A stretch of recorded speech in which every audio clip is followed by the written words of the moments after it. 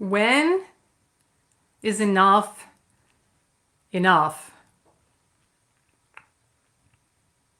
Is it enough when your daughter is the one that goes to school and is sexually assaulted in the school bathroom by a boy dressed as a girl who is allowed to be there?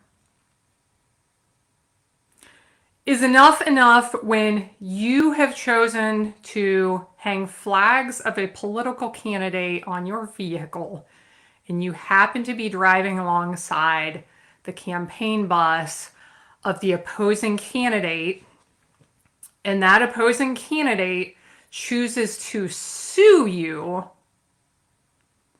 drag you through years worth of court cases, hundreds of thousands of dollars in legal fees because you were choosing to fly a flag of a political candidate? Is enough when you are at a public march with people that you think could use some hope in this world? So you're reading your Bible and you're passing out pamphlets, and the people around you don't like what you have to say, so they attack you, they beat you, they take one of your shoes, you get arrested. You get arrested. And again, go through the court cases and the legal fees and all the things. Is enough when your 18-year-old child leaves for a couple of days on a short trip and comes back with a different gender?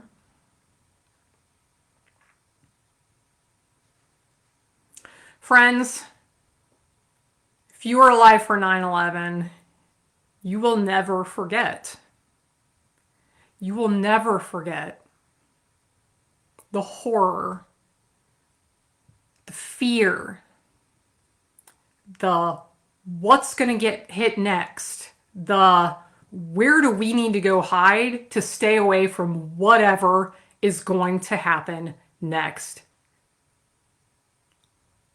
You will never forget. You will never forget where you were. You will never forget. That's all that was on TV for weeks. You will never forget. Have we forgotten how we united in the aftermath of that? It didn't matter how you voted. It didn't matter what your beliefs were. We united in the aftermath of that because we had to stand up to the forces in this world that were trying to tear us apart. It was very clear at that moment in time. What has happened since then? So after that, you will clearly remember, if you were alive, how security measures were ramped up drastically. Flying on an airplane became very different than it was prior to that, right? Because we knew the threats that were out there that wanted to tear us apart, and they're going to do anything, try to get in here and be able to attack us, right? Remember the security. Remember the security. Friends, what is going on the southern edge of our country today? Prisons in South America are loading up their prisoners and shipping them to us to get rid of them. Is this the America? What is, like, this is not America. This is no longer America. I don't know what is going on. But the America I know, that's not what we stand for. In the America that I know, when we care about something, we're going to stand up for what's right. We're going to speak out and we're going to do something about it. Our nation's founders are rolling over in their graves right now.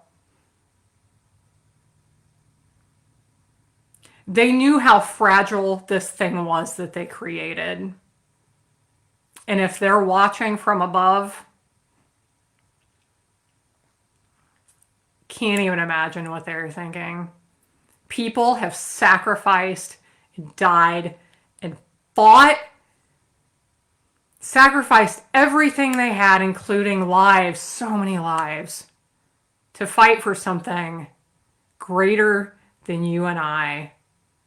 The idea that we can all be free, we can live in a nation where we can be free, and if we want to own a business, be a teacher, be a doctor, spread God's word, spread a different religion's word, it doesn't matter what you want to do. This is the land where you get to do it. And we are going to empower you. We're going to do everything we can to set the playing field that we are all created equal and we all have equal opportunities here if we want to take advantage of them. What is going on? I'm tired and you're tired of the messages of hate, the lies, the division, the money and the special interests trying to tear apart our country, destroy our children, tear apart our families, and ruin this great nation.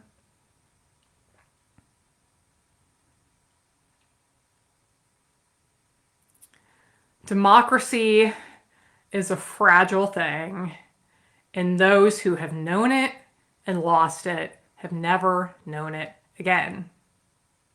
Tell me who spoke those words. Friends, it's time for us to respond. I've been sharing some things in some of my videos of how we can respond. One, I hope you'll join on with me each day. I'm doing these videos each day at noon. I don't know what to do, but here I am trying to do something. And we all have to figure out what our place is, what each of us can do to respond to this. Now, I've got a list of things to get you thinking about what you can do, what your role can be. And the most powerful ones are at the end, so I hope you will watch along, okay? First of all, I hope you will connect with me outside of here. Some of the things I'm saying and I'm going to say have gotten people erased from the internet. We don't like what you're going to say, so we're making you go away. This is the world we live in. If you believe this particular set of beliefs, we don't like you and we're going to erase you so that it makes it really easy for us just to feed this one line of beliefs and ideas to the masses, okay?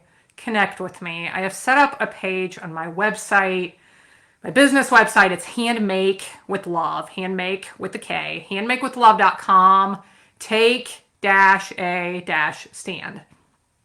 I'll be sharing the link here in the comments that you can find it there if you want to. But I have set up a few things on that page. I'm going to be doing more there. But one, I'm setting up an email list. I'm not going to use it unless all of this stuff disappears. But if this does, I want to have a way to communicate with people. So sign up for that list if you're willing. Not going to use it much or at all, probably, hopefully.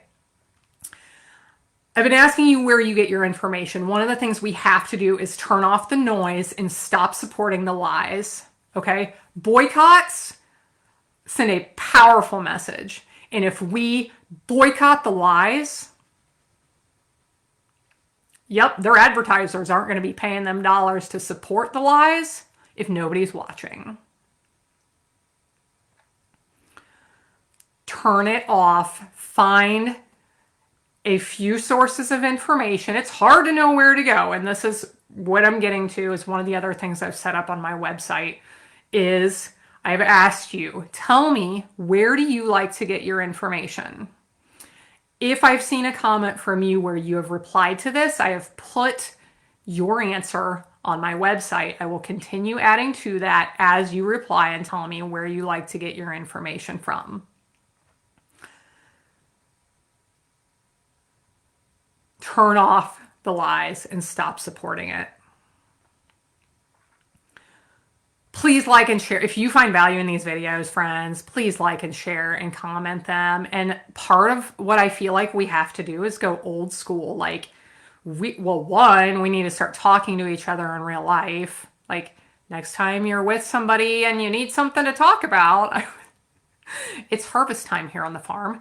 And Farmer Matt might be waiting on me as we speak, but I'm going to finish this because it's important. Hopefully he doesn't fire me. So I was training our new field help yesterday, and poor Camden had to spend a couple hours with me because the trucks were coming very slowly and we were doing a lot of sitting. And so we had plenty of time for Camden and I to make some conversation. Camden's, I'm guessing, like 19 or 20 years old, probably. Poor kid had to spend hours with me. So after we talked about like the basics and get to know him and where he lives and all these things, and I'm like, I forget what I said exactly, but like, so what do you think about this election coming up? Like, we have to talk about it, okay? I was going to tell him who to vote. Like, let's talk about it. So I asked him, like, do you think people your age are paying attention? Like, what do you think? And where do you get your information from? I was so pleasantly surprised. He has watched the debates. Good.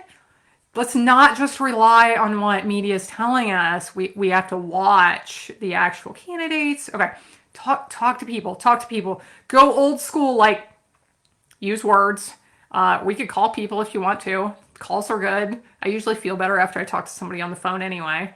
But messages and emails, remember the email list where it's the forwards that, like, I want to share this thing with all my friends, so I'm going to forward it out to all you. If you're younger than me, you're like, man, this lady is old. I don't know.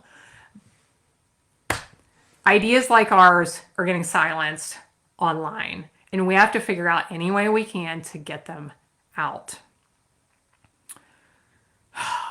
So search for your info carefully. Search until you hear stuff you're not hearing yet, because if you just keep hearing the same stuff, please start listening to some other stuff. You don't have to believe it, friends, but if we want to be educated and make the right decision, we need to be listening to all of it. One of my ideas for one of my talks, I don't know if this one will actually come to fruition or not, is we are the women of the 18th century, all of us. Because they're hiding so much stuff from us. It's so hard to find what's actually going on in our world. When we think all of the world's information is at our fingertips, it is hard to find real information if you are searching on controversial subjects. Talk to each other. Boycotts. Who wants to organize some boycotts and some protests? We started protesting, boycotting certain companies several years ago, friends. I'm trying to get together a list of places where you can research the companies that you spend your money with and find out what they're supporting. Because you and I are supporting causes that we are not okay with, by means of handing our money over to X company, and then X company hands it over to this crazy crap that is trying to tear apart our country. I want to get some information on that soon. In the meantime, you can try to search for, like,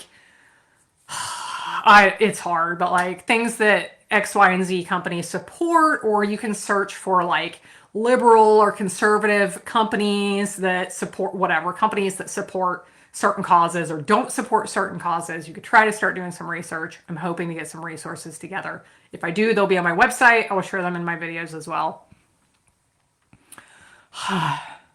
Community meetings, like, let's go old school. Like, let's stand out with signs and like talk to people and share what's going on. People are in desperate, like, people need to see people standing up. And when people see people standing up, it is going to inspire them to stand up. This is so far out of my comfort zone, but I felt like I was supposed to be doing this, so I came to accept it. It's been harder some days than others, but here I am. And I am hoping that through this, I inspire at least one person to stand up and do something.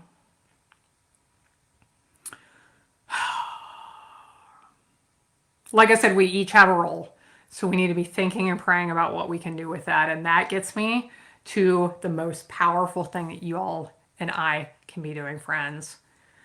Our country was founded firmly with the faith in God and upon the ideas laid out in the Bible. They're teaching our children different things at school. All kinds of different stuff has been made up, but there is information. This is not a question if you go through historical documents. Not a question at all. Not every person who signed the Declaration of Independence was a Christian, but they all understood the importance of operating under the teachings of the Bible and those morals and those standards. I was just listening to something that they said all of the things listed in the Declaration of Independence were things they heard in church, like the things they're standing up and fighting for against British rule. They were all things that had been preached on in church. And now our churches aren't going to take part in this because it's political, it's not biblical, it's not moral. That is a bunch of bull hockey. We have to stand up. And friends, we must turn back our faces to God. We have turned away. We've turned away individually. We've turned away in the way we operate our country, in our laws. Our churches have turned away. And we're going to talk about this sometime because I'm fired up about it, friends. Man, there is a fire inside me today, if you can't tell. We're going to be talking about these things. One of the things I want to do, and I haven't organized this, is to share several ideas for ways on Election Day we are going to unite and we are going to pray for our country. If you want to get started on organizing something now, here are a few ideas. Talk to somebody at your church. Organize.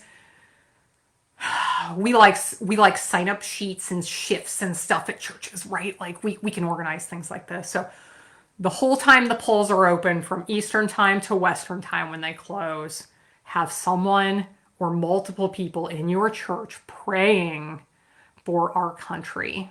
We're not praying for candidates and issues. We are praying for our country, that we turn back to the Lord and we can preserve the ideals and the values that we were founded on. Because friends, not only are we fighting for ourselves here is one of the most amazing things about this country that we live in. Not only have we been able to enjoy the freedoms and the prosperity and the liberties here that we have, but we have shared it with the world. And when people are under attack across this world, who stands up for them?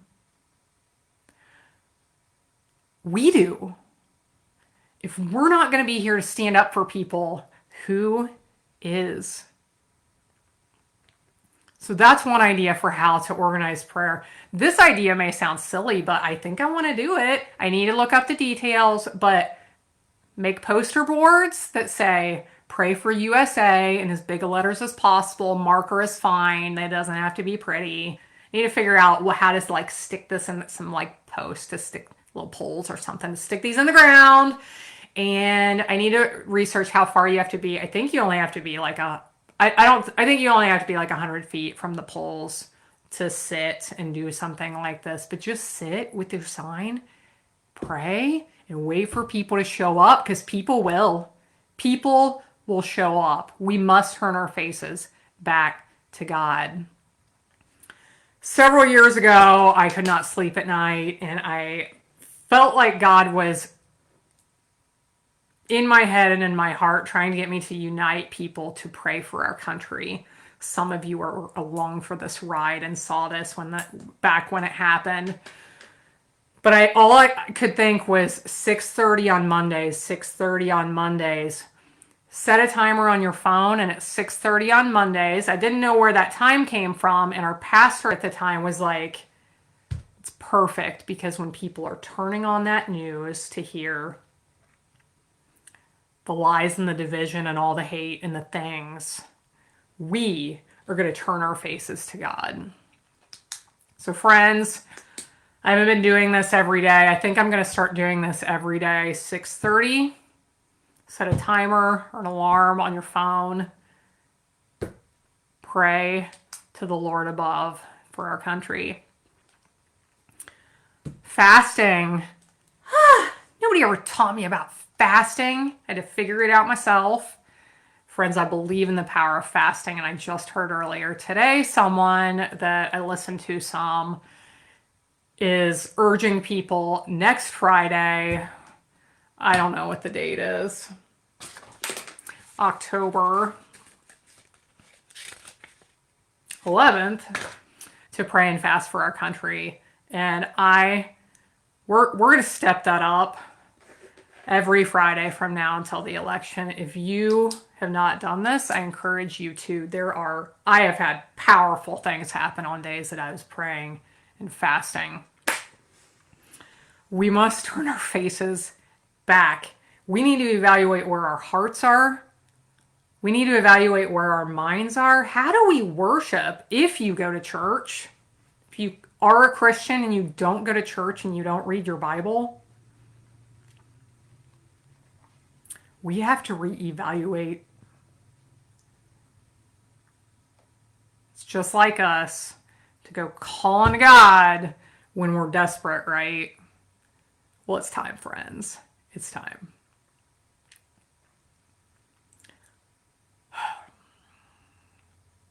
We're going to talk about more of these things in the future. Clearly, I care about our country. I care about the world that our children are going to grow up in, and I know you do too. We do not need to respond with fear and anxiety and worry and hate. We're going to respond with love and hope and light and truth.